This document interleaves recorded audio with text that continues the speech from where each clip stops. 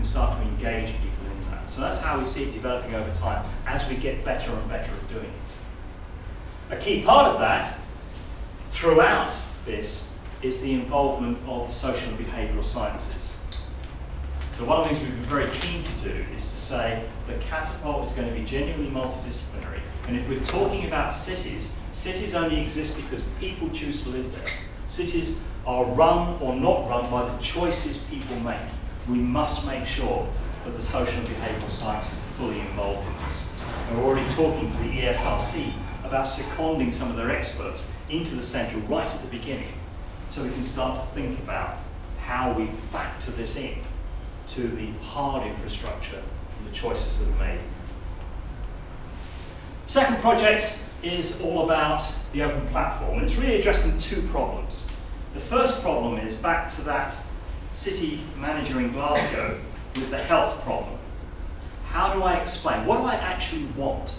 Cities don't know how to articulate their problems in a way in which suppliers can help them. So we're looking for a way, a process, some questions, a way of thinking about the problem, a framework, so we can help cities think about, okay, what is my situation? What are my challenges and opportunities? How can I think about solving those? And therefore, what do I want? Because at the moment they can't procure because they don't know what to specify. It's really hard for them because they express their problems in health. Or Sheffield said, Sheffield said, one of my biggest economic problems in the city of Sheffield? The diet of the people who live in Sheffield. The healthcare costs, the lost productivity because of the way people eat in Sheffield is one of my biggest problems. How do I turn that into something I can go to vendors with and say, this is what I'm looking for? So that's part of the story. The other part of the story is businesses themselves have the reverse problem, which is how do they connect what their products and services do to the problems that cities actually have, especially when they're only part of the story. So again, the framework can help people to say, well, this is how it connects to the kinds of problems you're talking about. The other thing is, we've talked to loads of cities who said we've got endless demonstrator projects have been undertaken all over the place. Generally, the information, the learning from those resides in the heads of the people who participated and on the hard drives of their laptops. Once the project is over, that stuff is lost. We learn very, very little from these trials we do. So again, there's the opportunity for the Catapult to be a centre in which we try and collect these stories, collect these evidence, collect these key learnings, and make them visible and available to people. So that could be a wiki, something like that, could be more complex, I don't know what it's going to be, but it's the idea of a rich and growing source that tells the story of successful and unsuccessful intervention in city management, and also helps cities to think through what it is they're offering. Third project is about the money. This stuff is expensive, and again, everyone has said, you know what, we need new kinds of financial products to help us to deliver this kind of refurbishment in cities. When you look at the numbers that are being talked about globally for upgrading city infrastructure, it's truly massive. At the same time, we've got pension pots and different companies, there's loads of money sloshing around, but they don't match up at the moment. Timescales are wrong, the risks are not understood, people aren't clear what to do.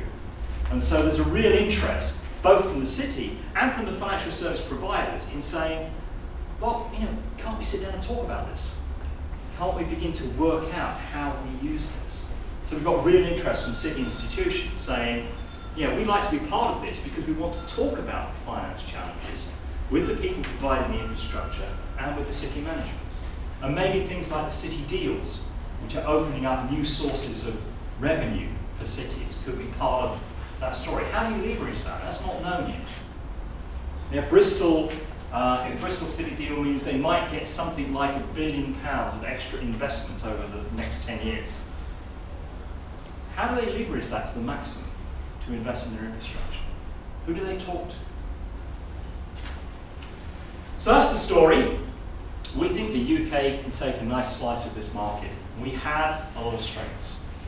We have some of the world's top architects, project managers, contractors, master planners, consulting engineers. But we also have the legal, finance, and insurance capabilities to make these things happen. So the UK is already a go-to place, London in particular is a go-to place for some major infrastructure projects around the globe. Pretty much anywhere outside North America you will find UK companies involved in major infrastructure projects. We're good at it. This could be a way to become even better. And then behind that we have the strength of the knowledge base, the academics, the research organisations, the RTOs, all that skill that's available to really drive this forward. So that's what we're trying to do. Thank you very much for your attention. And just to introduce the rest of the team to you. So Sarah Rigos has recently joined us and she's involved very heavily in actually setting up the Catapult, getting that started. David Altabev is looking after the demonstrator program. Scott Kane has been wearing out a lot of shoe leather talking to cities and anybody who will listen to him, quite a few people who won't listen to him, and doing a lot of the basic thinking behind the proposition we put to the governing board. And to quote my boss, I'm the useless figurehead. Thank you very much.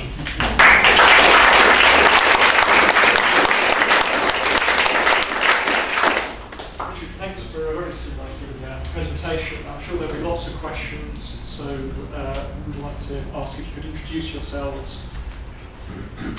Andrew Ross from Global Garden.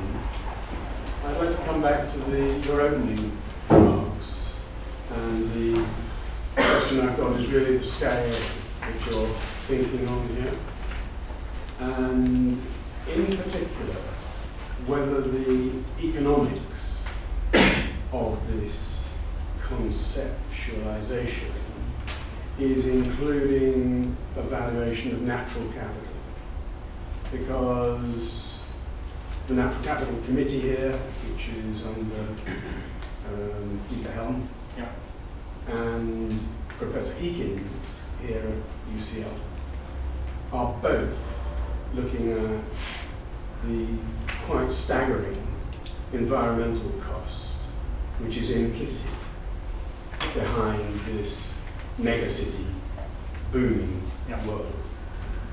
And unless somebody gets a grip on the finance involved at that scale, all of this that you've been describing is twiddling around with little projects. And the financing of that infrastructure which lies behind the cities, in particular the great watersheds that are now being lost with deforestation and pollution, none of that economics, those externalities, are included in any of the projects that you have just been describing. Now, isn't that something of a scale problem that you need to address?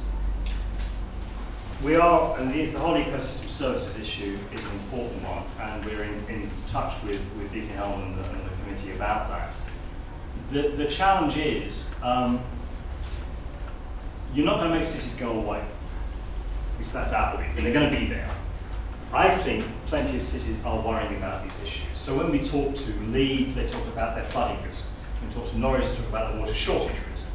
These things are visible to cities. The reason that I was slightly surprised that food came up as a fairly common theme is because they are now worried about it. I think that we can't reformulate capitalism. We're too small to do that. We can help the processes in trying to resolve these issues. So right behind a lot of this, most of these cities talk about sustainability in one form or another. Certainly in the UK, and in a number of, the C40, there are clusters of cities all over the world who are wrestling with these problems. I think it's really interesting that actually cities are doing it, not nation states.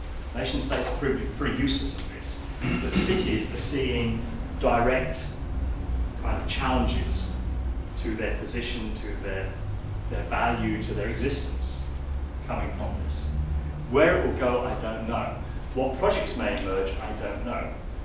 Perhaps I'm not kind of given enough emphasis. But one of the things that's come through strongly is the value, the potential and the value of green infrastructure in cities, and how you use that, and how you build that into your planning, and how you think about these issues. I don't know. I mean, deforestation, yeah, it's kind of pretty major. I'm not sure. Well, it directly relates to your financing issue. Absolutely. The city and the pension funds are totally aware of climate change and the risk analysis that's going on there is absolutely first class. So the bond market is not going to get involved on 30-year or 40-year, 50-year, 60-year bonds where there are absolute gigantic risks that aren't included in the project models.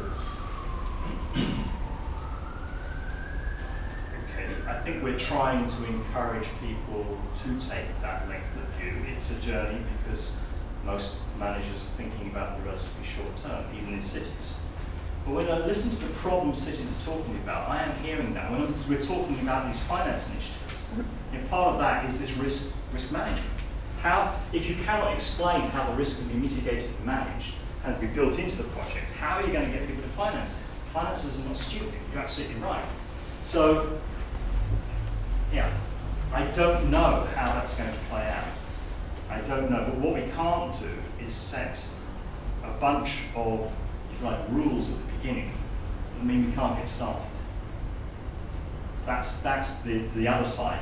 I mean, we have to work with willing partners. People have to put money into the things we're talking about doing. We have to find people who are willing. And there are cities who are willing to consider these issues, willing to worry about them. And certainly, you know, things like the landfill tax, obviously, you've got a lot of cities thinking about, I am looking at the economics of my city. Landfill tax is a real issue. How am I going to manage that? What am I going to do? It's getting them thinking about recycling, about circular economies and all those other kinds of ideas. So yeah, I mean, it's a long way to go, but I think we're making the very, very first steps. And sorry, if I've given the impression we don't care about that stuff, then I shouldn't have done that. With advancing sustainability. I'm sure there was lots in the demonstrator proposals that came through that wasn't a surprise to you. And you know, much of what you described around energy and transport and so on, it's sort of, there's such a thing as classic smart city stuff, it's classic smart city stuff. Was there anything in the proposals that really jumped out as innovative in terms of the cross-cutting across the city systems in that systemic integration? Well, we challenge people particularly about integration, but again, because we have to build on projects effectively that are already going on, and we've only got £24 million to play with, then we recognise that in this first phase we were likely to get, you know, some classic problems. The important thing to note is actually most of those classic problems and solutions are not proven and not validated in use. So we could do an enormous, you know, help to the industry. I mean, if you're in a city at the moment, and IBM comes rocking up at your door and says, I can do this stuff, where's the evidence? There is no evidence. There's a lot of spin, there's a lot of kind of little projects. Where's the evidence you can do it at the city scale? So, yeah, we're starting where we are, absolutely. I think that the one I found the whole energy ecosystem argument of Stoke-on-Trent very interesting. You know, it was a real, you know what, guys? I'm not sure we're going to be able to run our city and our industries, which we desperately want to keep, on a sort of national energy system. There's a real risk and a vulnerability here. What can we do about it? Well, we've got all this waste heat. Are we using it? No, we're not. Can we do anything about that? Well, we've got this geothermal energy. Can we do something with that? You know, what are our options? Oh, look, you know, major chunks of the Stoke-on-Trent and its area, the Potteries towns, run along a straight line. So what would be the cost of a pipeline to move heat around, say? Okay, that's not impossible. So I think that the integration thinking, once they step back, it's perhaps not innovative in the sort of theoretical sense you would see in a kind of, you know, really good study. Believe me, this is innovative thinking from city managers. You know, these guys are saying, you know, we never considered these issues. We didn't have space or time. We were too busy trying to keep the bins empty and the streets clean. You know, actually stepping back a bit and saying, so how are we going to deliver healthcare? If the population is going to age in the way that we're talking about, how are we actually going to deliver healthcare? Why are we building one giant hospital? Is that the right thing to be doing? They've never been able to consider that before. And just opening the door a crack, we're starting to see some new thinking. So I think the cities are being very innovative. The challenge is for the businesses working with the academics to make what they can envisage practical. Because you know, it's public money. They ain't going to buy it if the ROI isn't right. And that's often where the gap is. The solutions we have are too expensive, too fragile, don't work. I was talking to a guy from the Institute for the Future in California. He had a nice phrase for it. He talked about cities being brittle, buggy, and bugged. That was the future he foresaw if we're not careful. You know, become so tight, we'll try for efficiency so much, we'll create systems that are almost bound to collapse and go through cascade failure. Yeah, I'm Mike Batty, UCL. I mean, the key issue to me in all of this is integration, which you stressed a lot. But the evidence about integration in computer systems for large-scale human problems is dire. We only have to look at the National Health System, which can't connect its patients to its doctors and its suppliers to its doctors and hospitals and so on. And then you look at the UK Border Agency. So, admittedly, you may say, well, this is the wrong focus. We may maybe shifting to cities will change the agencies, etc. It might be a better way. But the difficulty of connecting up these diverse systems is enormous. I mean, for example, in our project we have Oyster card data for London. We have about 1 billion records over 6 months from TfL. And it's really quite difficult to connect up that Oyster card data to any other transport systems in London. And many of them are online. For example, the Tube, for example, we have data where we can get delays at 3 minute delays on every bus and every tube in the system. Again, TfL type stuff. But TfL, nor can we connect up these two systems because they're too different in some basic sense. And although I applaud the notion of integration, and we need to do this all the time, the problems are sort of insurmountable almost. I mean, that's probably a very pessimistic view, but you get the point, and you obviously seem to note that. So I take the point that just simply by talking about it is important.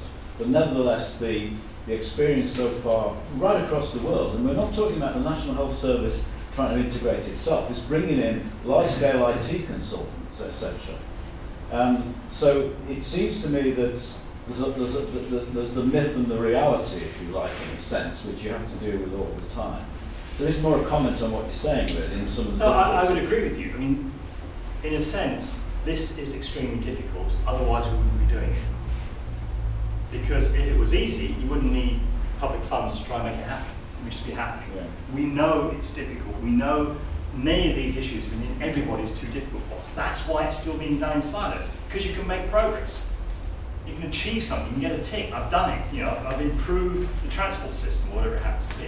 But we need to find ways of doing that. We need to find ways of bringing that together. And I would argue that I can't see any reason why it's intrinsically impossible. I think that some of the approaches we use are deeply unhelpful. And talking to my colleagues on the data side and the informational side about what's coming through and how one can think about handling these very large data sets. I say basically you need to think about it differently. There are lots of problems. We're talking about models, to use the loosest term, that are occurring at enormously different time and distance scales. And we know that that's very difficult to bring together models that are fundamentally different. How do you aggregate, how do you lump parameters together to move up to the next layer of aggregation is massively, massively difficult. But we have to go for it. Because if we don't, then we're going to be looking at cities, I don't know how otherwise we can do it. There is a gap, there is an opportunity. The opportunity is there because nobody's figured out how to do it yet. Our challenge is to try and figure out how to do it. Lots of questions. Simon England from the Energy Saving Trust. Kind of follows on a little bit from this data integration stuff. I was interested in the example you gave of Glasgow when they were getting some apps and crowdsourcing data via apps. I was just wondering if you had any insight into the problems around, I guess, on one hand, the immense opportunities that big data will bring us, particularly bringing smart metering and things like that. But that conflicts with some of the concerns that particularly government departments have and even citizens around data protection. Yeah. So I was wondering if you had insight into how you see those conflicts being managed. So the cynic in me says, if you're offering enough in return, people are curiously uninterested in privacy. Loyalty cards, Facebook, right? If you're getting enough in return, I think the danger comes when there's no value. And I think that's always true in any kind of technology or new approach you're trying to bring in to society. If there is no payback, people are kind of going, well, hang on a minute, why should I do this? And the classic example, I think, of this on a massive scale is GM food. Because the initial proposition on GM food was, okay, we're going to put GM food into the market. We, Monsanto, are going to make shed loads of money. The farmers are potentially going to make, particularly the big ones, are going to make shed loads of money. You are getting nothing. And not entirely unsurprisingly, consumers said, to hell with that. Then came BSE. BSE crisis came along and people stopped buying beef, just stopped overnight. So the price dropped by 30%, and then people piled back into the market. And so I'd say, yeah, there's a risk, but it's not a big risk. I understand the story of it. And that was a pretty good side of beef there, joint beef, and that was pretty cheap. I'm into some of that. So I think that part of it is making clear to people what you are offering in return. I think it's always the case. And there will be people who are holdouts, and there are things you can do with anonymization, because actually what you mostly want is not, in many cases, not the individual records, you want to see the pattern. So there are things you can do with anonymization, but it's already happening. I mean, in Berlin and other cities around, people are using smartphones being tracked. That's giving you information about how people are moving around the city. That's useful, that's being fed into other, nobody's being identified. So we don't need that, you just want to know the smartphone went this way. So I think it's telling the story, recognizing the issues up front, and not panicking. Because if you panic, you make consumers, well, I'm a consumer. The guy is nervously explaining to me why he wants to do things. He can't make it clear why it matters. And go, why do I want to do that? Why should I take the risk? But if he says to me, you know what? This is likely to cut 10 minutes off your commute time every single day, both directions. And in exchange, you just want to know that my smartphone went from A to B? Yeah, that sounds like a good deal. You've got to sell the benefit. You've got to show. I think that's the challenge for Glasgow and the other cities. Is they've got to show the connection with the improved services or the lower costs or whatever it happens to be. It's always the challenge. Okay, unfortunately, we've got to be out of this room by 7 o'clock, but luckily Richard has agreed to come upstairs with us for a drink and nibbles, and you're all welcome to come and join us. And Richard has accepted to have people ask him questions while he's having a drink and nibbles as well. I also just remind everybody that if you are coming upstairs to join us, then you do hang around for a while, you will need to get somebody from UCL to let you out of the building. Please don't set the car alarm off on the way out, which some people have done in the past. But I'd just like to thank Richard once again for such a stimulating and interesting presentation. Thank you.